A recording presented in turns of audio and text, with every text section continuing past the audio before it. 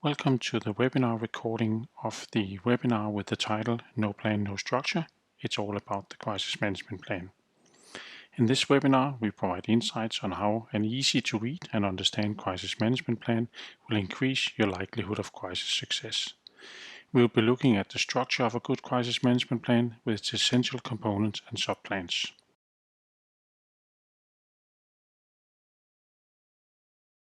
Good afternoon and welcome to today's webinar on the super exciting topic of the crisis management plan. This is the third webinar in the series. For those of you who's participating in the first two, we talked about post-incident evaluation, and we've been talking about the risk assessment. The risk assessment particularly important related to the crisis management plan, and this is the precursor for actually doing a crisis management plan, which I'll get back to a little bit later in today's session. So the headline is No Plan, No Structure. It's all about the crisis management plan, and I think it speaks for itself what we're going to talk about. We will deep dive into some of the more interesting parts of the crisis management plan and the process that you're going to set up when you do such a plan.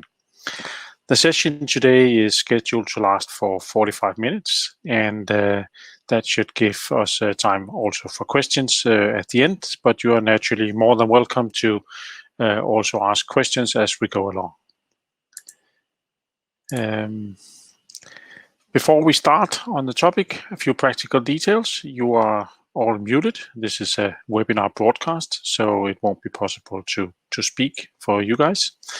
You can ask questions as we go along. You just use the Ask a Question button in the bottom of the screen. And there you can ask your questions, and then I will answer the questions towards the end, but you can naturally ask all the way through.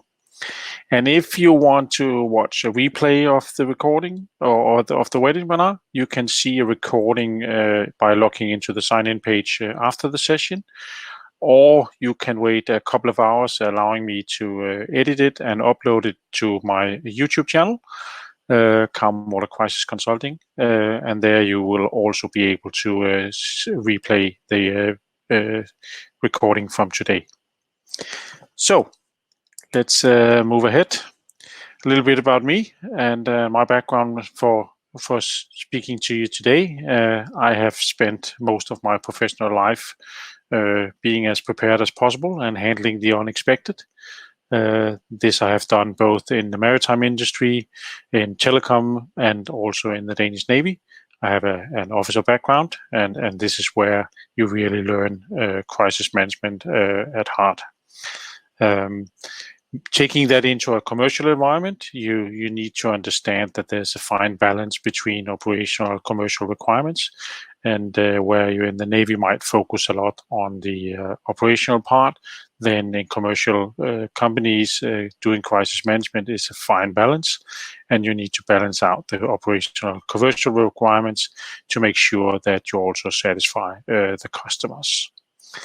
I think with my background, I understand this, and hopefully that also shines through during today's webinar. So what we're going to talk about today is, I will initially just set the scene, and then we're going to talk about the crisis management structure. I will deep dive into some of the components here, the crisis process, notification and activation of the crisis management team, the standard agenda you use for the first sessions, a bit on response plans, and those of you who attended the webinar last week will know that the risk assessment we did was the leading up to the response plans. And then I'm going to talk about the communication plan. There's a couple of key topics in the crisis management plan that I will not cover today.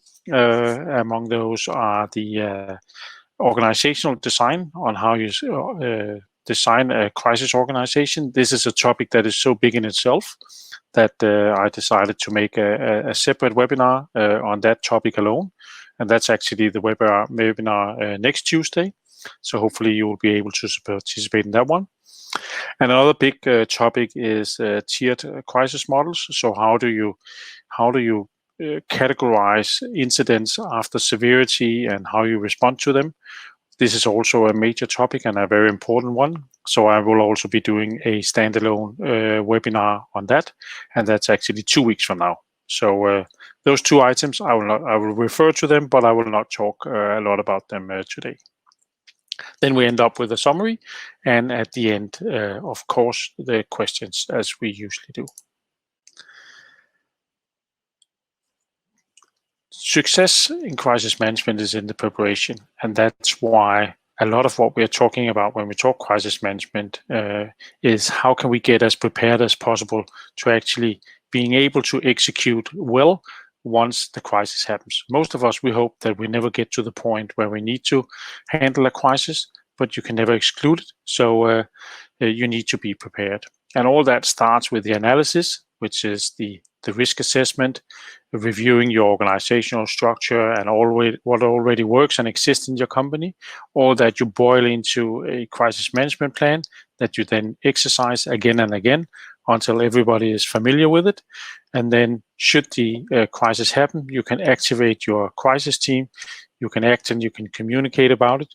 And then when it's winding down and you're done with the crisis, you can actually move into the evaluation phase and there take your learnings, take them back and adjust your plans. So this iterative process where you constantly improve based on the learnings that you have. So in today's session, we're going to talk about the plan, and that's the crisis plan, it's the response plan, so all the subcomponents that goes into this. So that's what we're going to talk about. So we're here on the left-hand side.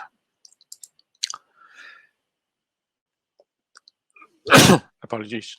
The crisis plan, there's of course value in that as well. And since this is the core component in your execution part of it, of course, a lot of the value of the crisis plan is derived during an incident where with clear processes, clear mandates and structured plans and well-prepared plans that you have rehearsed again and again, and people know that will lead to shorter response time, shorter time in crisis mode. Again, less cost of an incident, less customer impact, better reputation. And that again will come back. And just because you have the system in place, you can actually also, before an incident happens, show a better track record. The customers, they have experienced how you deal with crisis and thereby also create value. So as I've also been talking about in the previous sessions, then there is value from crisis management, both before, during, and after. But of course, a lot of what we talk about today is something that will be illustrated quite clearly during a crisis situation. And remember, in commercial companies, it's about customer impact and reducing the cost of crisis so that you get out right on the other side with minimum cost impact, minimum customer impact, and of course, with your brand and your reputation intact.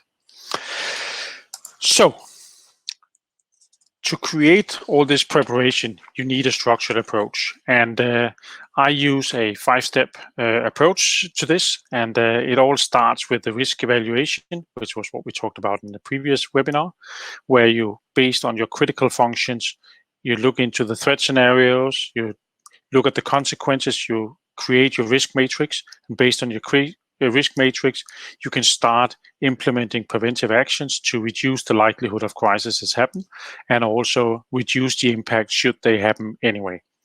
So point 1 and 2 we haven't talked about, or we have already talked about, and today we're going to talk about 3 and 4, which is the response plans and the overall crisis management plan system.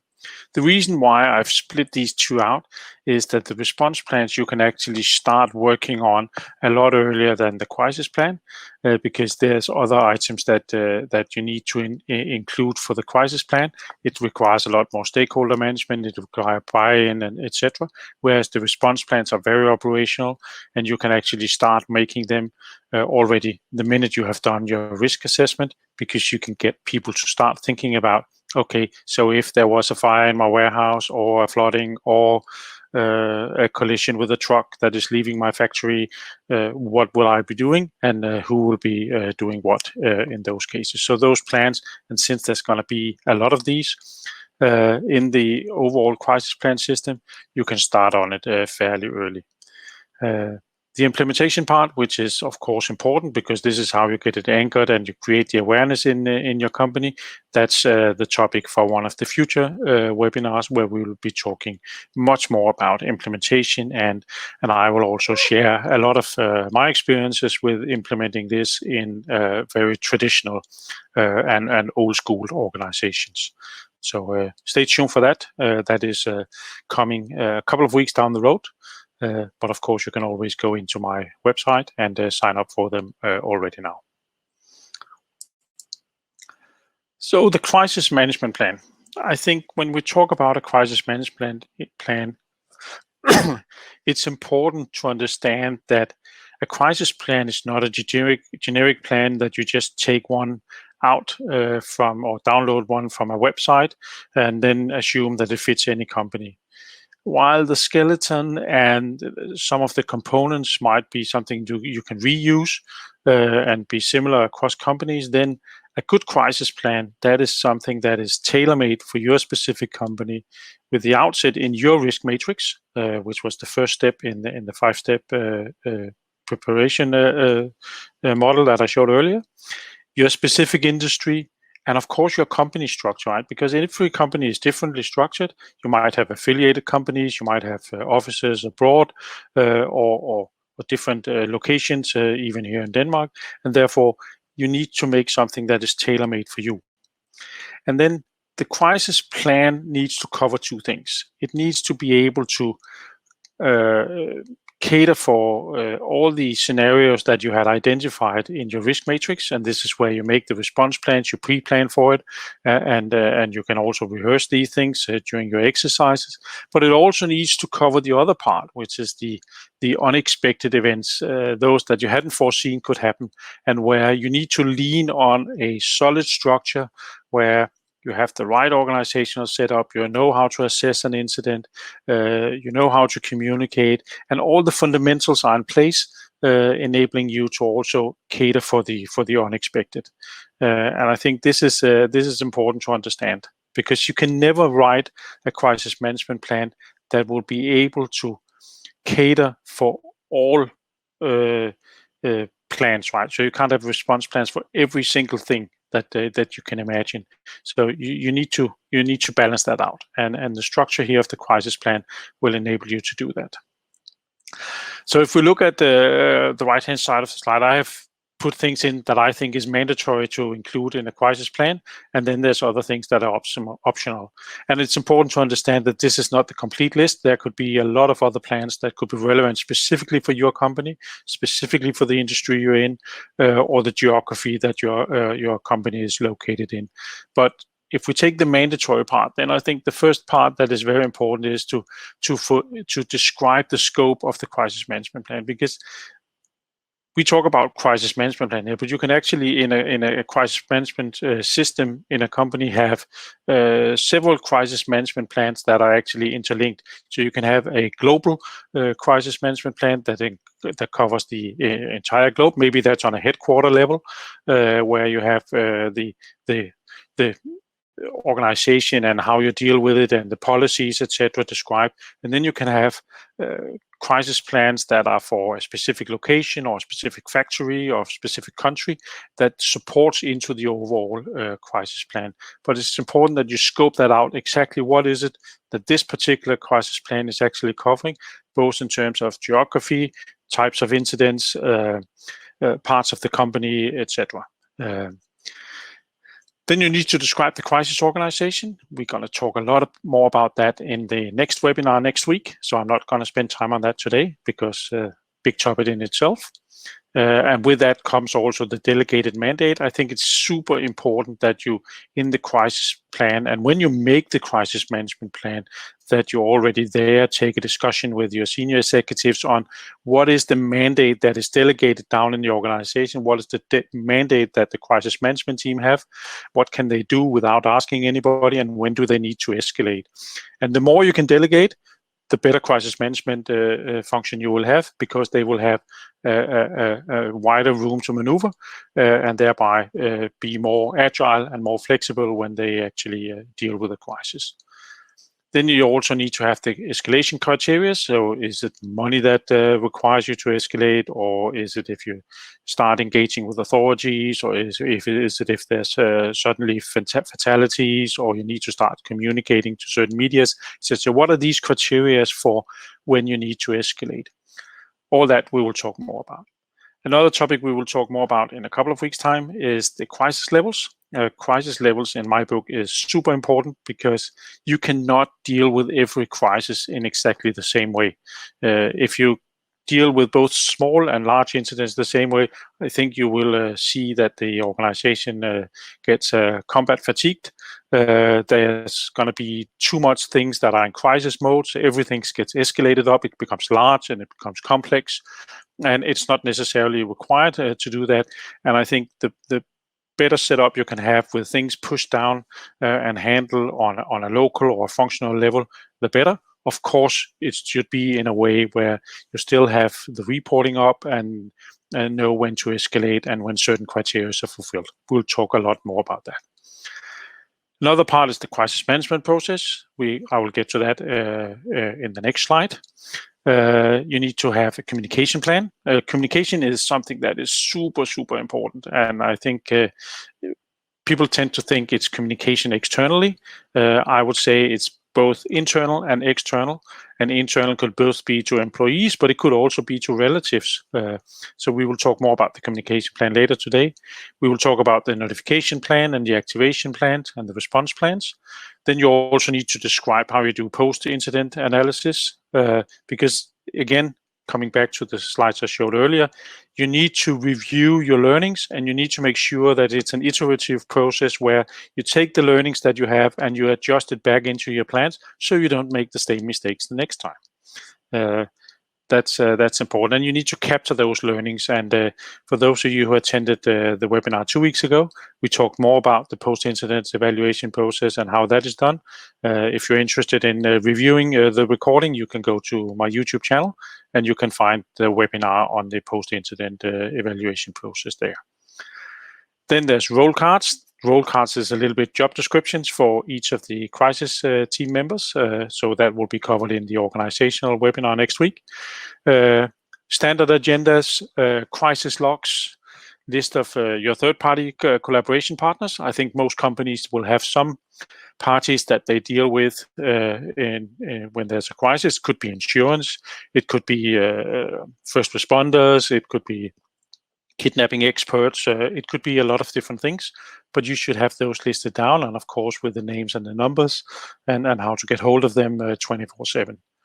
The same goes with your functional experts internally. So if it's a fire or it's a warehouse thing, who do you call in to support the crisis management team, and the contact list for all these. And then there's a lot of optional plans you can have in here, depending on both your ambition level, but also on your industry, your type of company, and your organizational setup. So that could be something like a kidnap guide or a crisis room equipment list if you have a crisis room, or a secondary crisis room in a remote location or out of office location.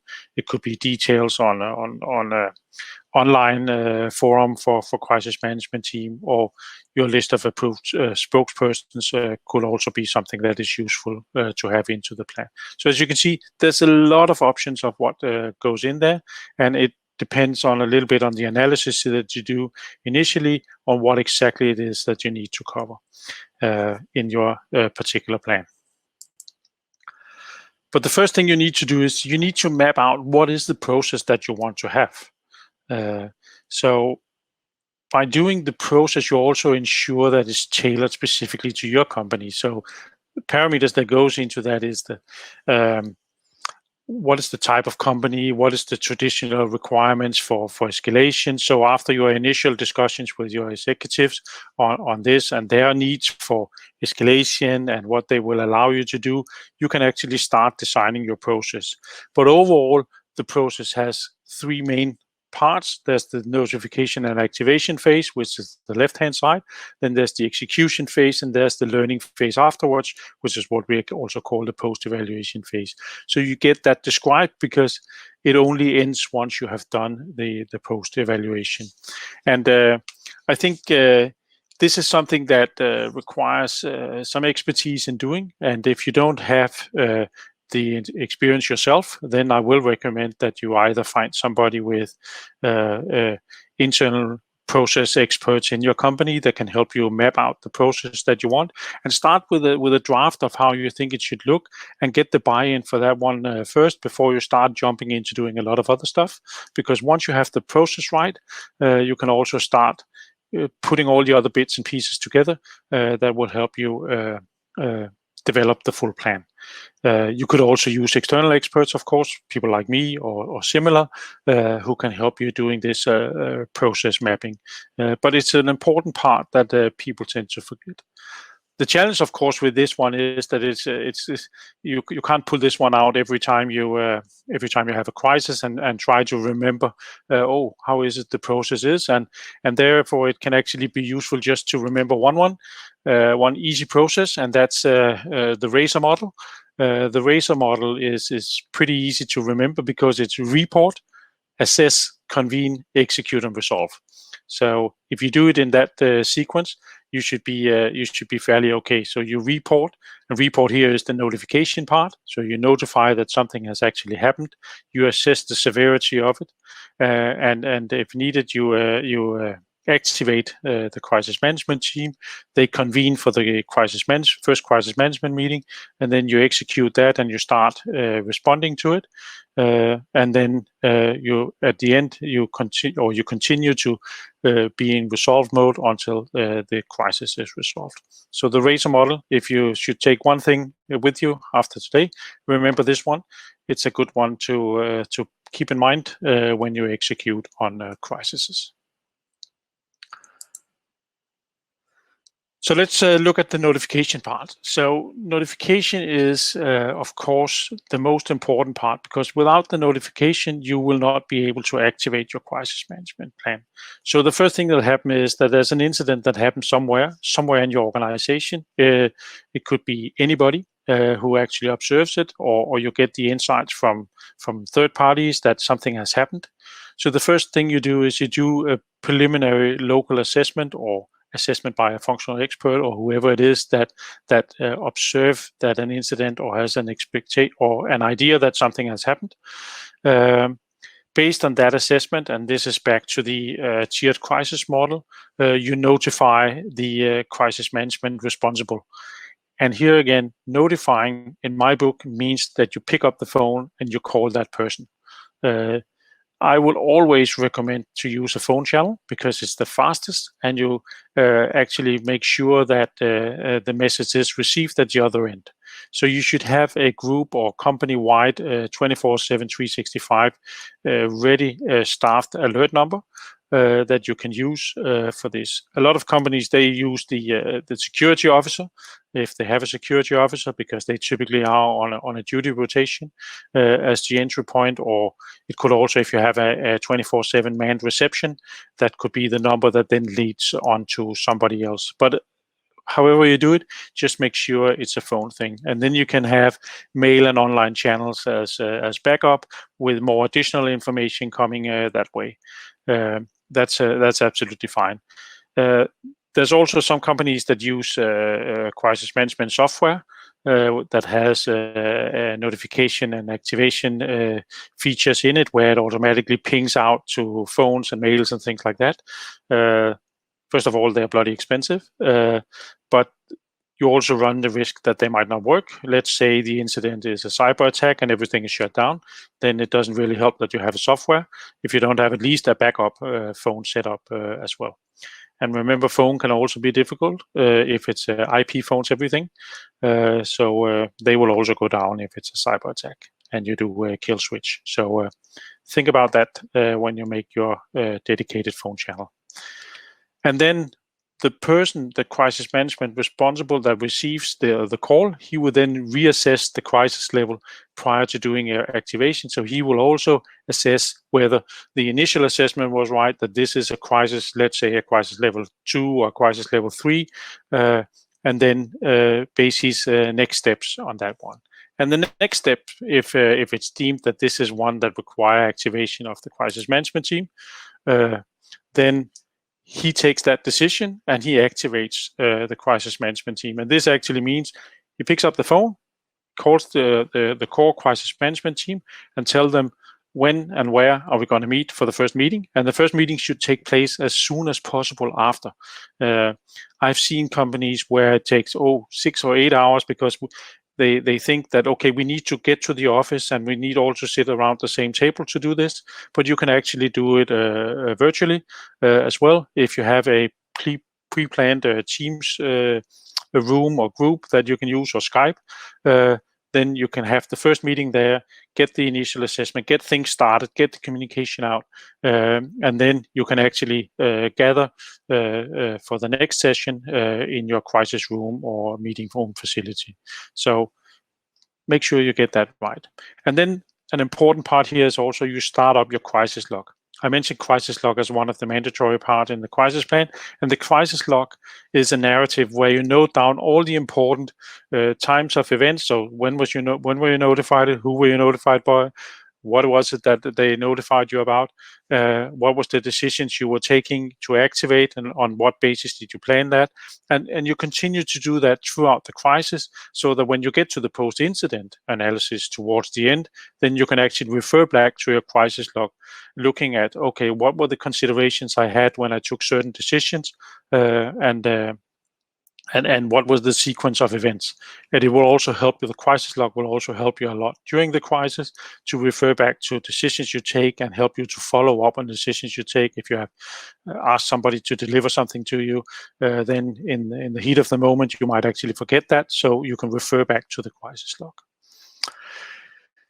If it's not the global crisis management team that is activated, then of course you can always use the lower level crisis with the same process, so you just activate the local or the functional teams.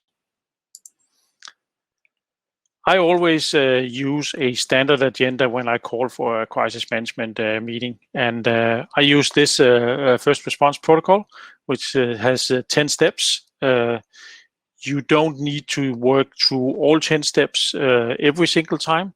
But it's a good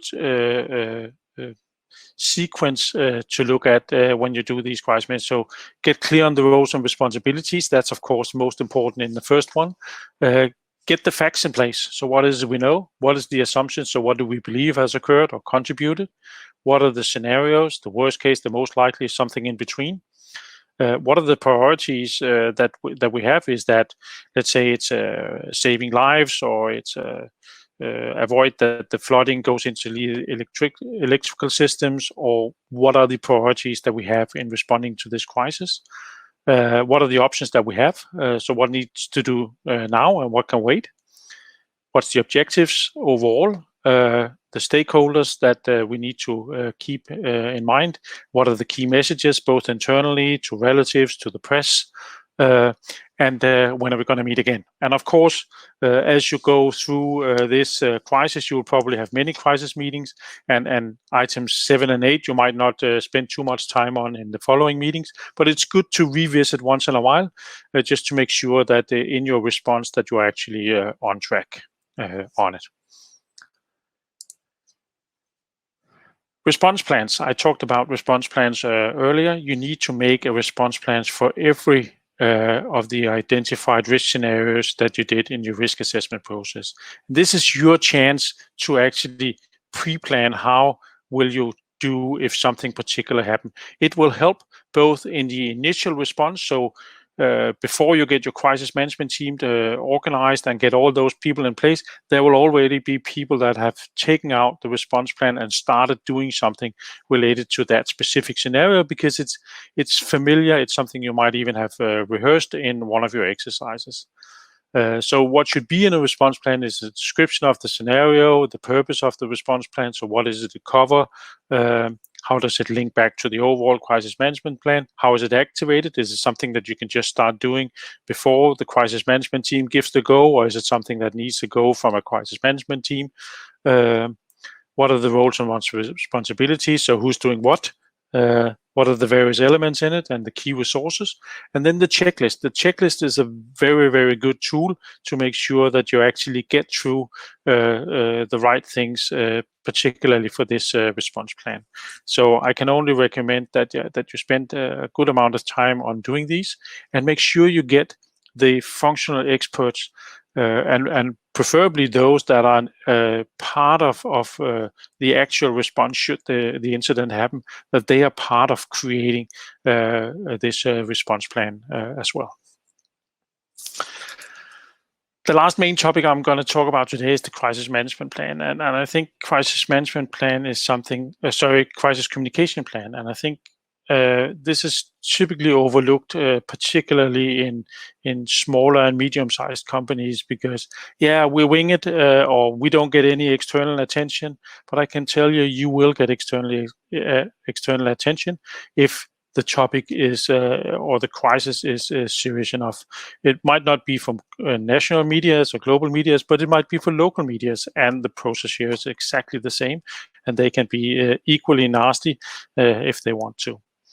So the crisis communication plan is a sub-plan of the overall crisis management plan, and therefore needs to fit into this, but it needs to spell out, so who's doing what on communication, what is the authorization matrix, so who can do what and who can communicate to external people, who can communicate to internal people, who can communicate to relatives. The process, the step-by-step process for prioritizing communication in the first phase.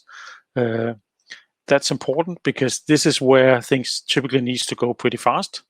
Who's the contact point for media inquiries? And this is important, right? Because you need to have that ready, because the media, if they don't have a contact point, they would just find somebody, and they might actually find somebody from your company that you don't want to communicate to the press, or a former employee who has a grudge against you and say something that is not what you need. So you need to have a contact point so that you can actually steer the communication here. And that person, of course, should be well aware of what it is that we want to do, and preferably also be the one that sits in the crisis management team, so that they have first-hand knowledge about the direction that the crisis team wants to go. Process for monitoring media, and here it's all media, also social medias. There's software out there you can get to monitor media. Guidelines for internal communication, again, employees, relatives, customer communication. That's also an important one. There's a lot of companies where salespeople might be the ones doing customer communication, or it could be customer service, or even in smaller companies, or if it's serious enough, it could be the CEO who should do that to key clients. So have that spelled out, so you don't need to dream it up when the incident is there. Then assign spokespersons and make sure that they are trained, so they know how to deal with both written and TV and radio media, if that's what you get to ask you. And then you can make the holding statements, so that it's very easy just to shoot it out should something come.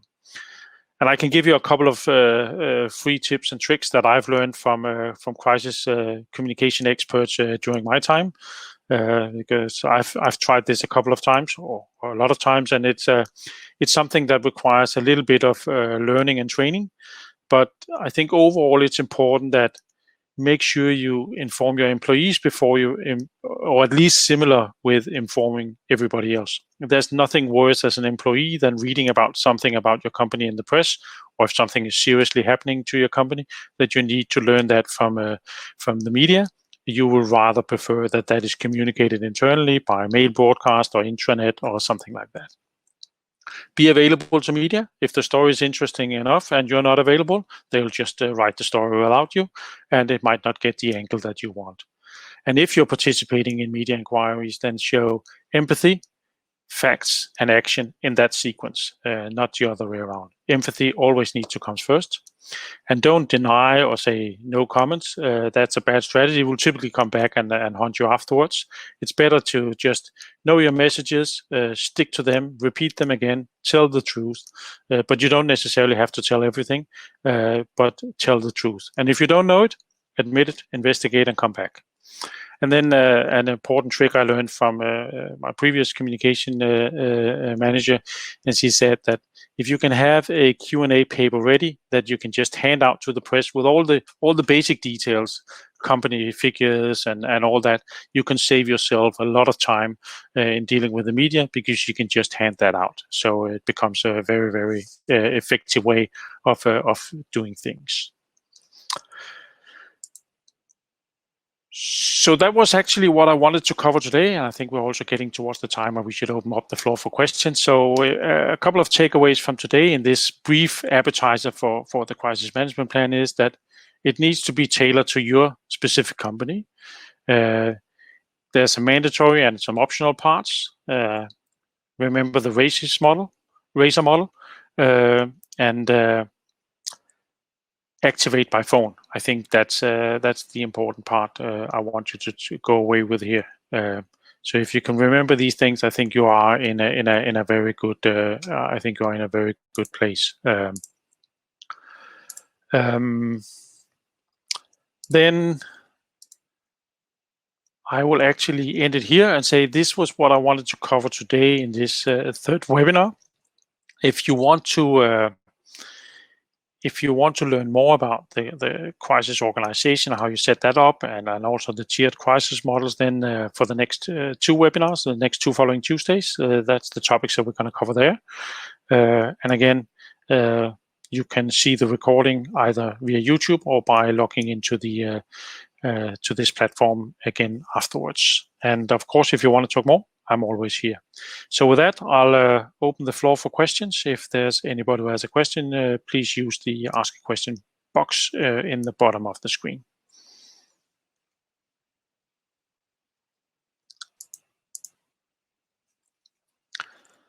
And I can see we have a question here from Carsten. Carsten asked, does it happen that during a risk assessment that an unforeseen high risk, high impact situation is identified, which requires an immediate crisis plan and activation? So a risk that is nearly is a crisis itself and thereby should bypass a more structured approach. I would say I haven't come across it. I think it's a relevant question, but I think we are beyond risk assessment here, and then basically you just have realized that is something is a crisis. Does it happen? Yes, and I actually have one example where with a client where we were having these discussions about risk and risk evaluation, and they realized that they were actually, without having seen it, they had a slowly developing crisis that turned out that they needed to do something. So I would say you will probably not detect those instant crisis situations, but those that are slowly developing, where there's a number of smaller events that in combination actually leads into a crisis. They are things that you could actually identify during that process. But again, I would say it's probably rare. But what it will create during the risk assessment process is that you will start thinking back on some of the things that has happened in your company, and that way realize that something has actually happened. I hope that answered your question, Carsten.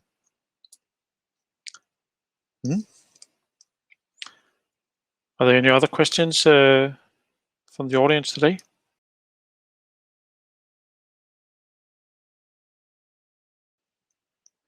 Good.